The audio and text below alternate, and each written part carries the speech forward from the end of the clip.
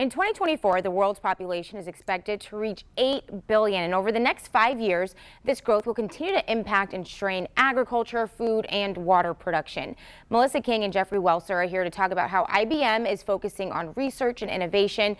Thank you guys for joining us. So Jeff, let's start with what is IBM's 5 in 5?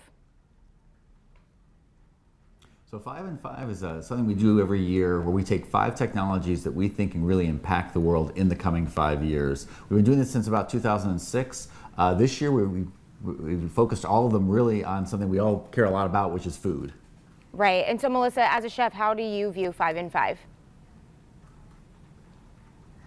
You know, in addition to being a chef, I do have a science background, and I just find that food and science play so well together. You know, cooking is a science, and so the work that IBM's been working on I find quite fascinating and really exciting.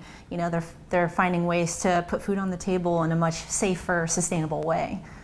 Right, and so now Jeff, let's dive into that a little bit. Can you walk us through the specifics of how this current new technology is impacting the food supply?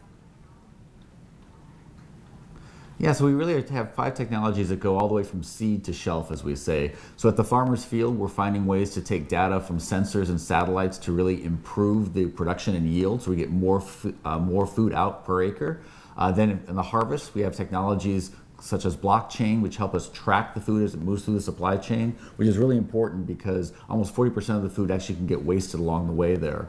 Then when we get to the shelf, we want to make sure it's safe. Obviously, we always are looking for bad bacteria, but now we find ways that we might be able to actually monitor the full microbiome, all the bacteria, to really make sure it's very safe and healthy for people. And then when you get to the home, we even have coming up with some sensors where you could actually go and detect bacteria right in your kitchen, which then could really make a home chef feel much more safe about what they're putting on the table. And lastly, the 5th technology, unfortunately there's a lot of packaging that goes into food as well. Much of it's plastic. We do our best, of course, I think, to recycle, but the reality is you can't recycle all plastic very well. We have some technologies now that make that much more efficient, we think. Perfect. Well, guys, thank you so much for joining us. We appreciate all this interesting information.